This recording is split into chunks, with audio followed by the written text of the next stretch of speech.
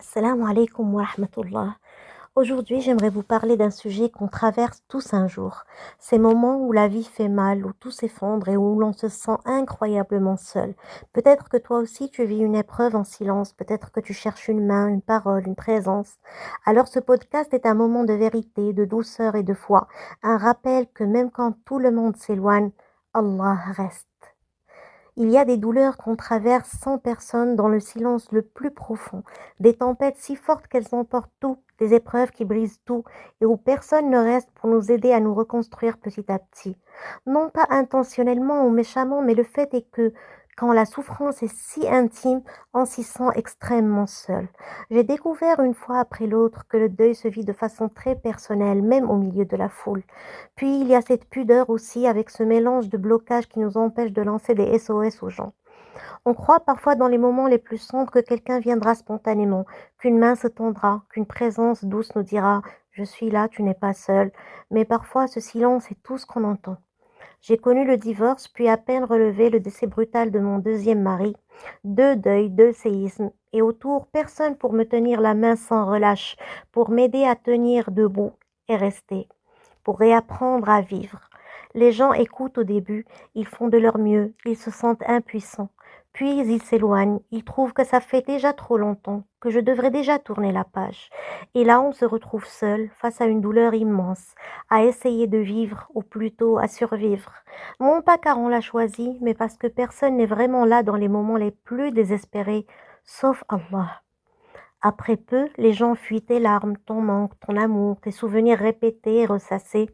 Certains comparent tes souffrances aux siennes, certains banalisent, mais il n'y a que Dieu qui a vu ton cœur brisé, tes moments d'effondrement.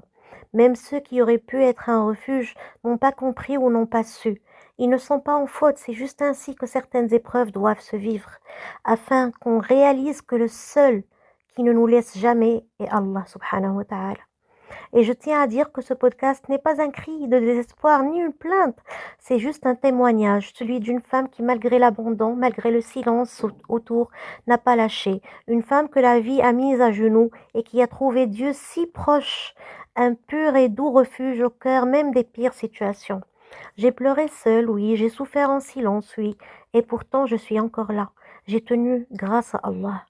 Quand personne ne reste, Allah reste. Quand personne n'écoute, Allah entend. Et si tu écoutes ça aujourd'hui et que toi aussi tu traverses quelque chose de trop lourd pour ton cœur, je veux que tu saches une chose, tu n'es pas faible, tu es incroyablement fort, parce que tenir son soutien, c'est 1000 fois plus dur, et pourtant tu le fais. Alors non, je n'ai pas eu d'épaule infatigable, mais j'ai appris à poser ma tête sur la présence de Dieu. Je n'ai pas eu de bras pour me porter sans relâche, mais j'ai découvert que mes genoux posés au sol en prière me donnaient plus de force que tous les bras du monde. Dans le silence de mes nuits, c'est vers lui que j'ai crié, Ya Allah, personne ne sait, personne ne comprend, mais toi tu vois. Toi qui as dit dans Sourate Sharh, Inna ma'al usri yusra, avec la difficulté, il y a facilité. Pas après, mais avec. Oui, même dans cette douleur immense, il y avait des moments doux. Un verset qui touche le cœur, un sourire de mes enfants, un message doux, un appel chaleureux, une prière sincère, une sensation d'être tenue par une force invisible. Alors je suis encore là, marquée, oui, fatiguée des fois, mais debout. Et peut-être que toi qui m'écoutes, toi aussi tu es là, un peu cassé, un peu seul, mais encore en vie. Alors ne laisse personne te dire que tu es trop fragile, trop sensible, ou que tu devrais déjà aller mieux.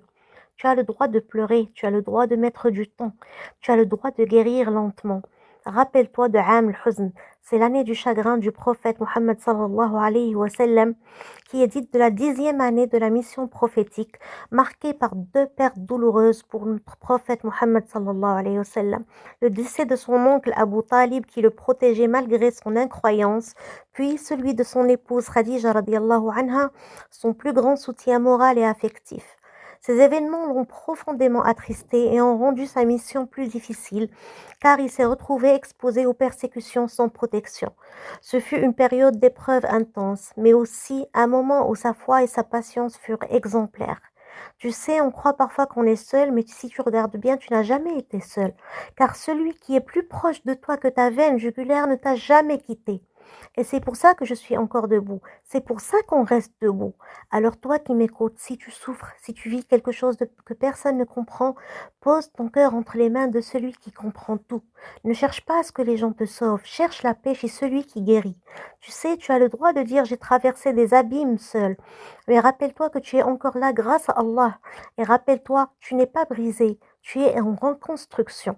Et sache que Allah reconstruit toujours mieux que ce qui a été détruit. Sur ce, merci d'avoir écouté ce moment de vérité, ce petit bout de mon histoire. Et si toi aussi tu traverses la douleur, qu'Allah t'entoure de sa douceur. Et si un jour tu te sens seul, souviens-toi. Même dans le silence, Allah entend ton cœur. Même dans l'ombre, sa lumière veille sur toi. Je t'envoie des doigts sincères et profonds. À bientôt, Inch'Allah. Wassalamu alaikum wa rahmatullah.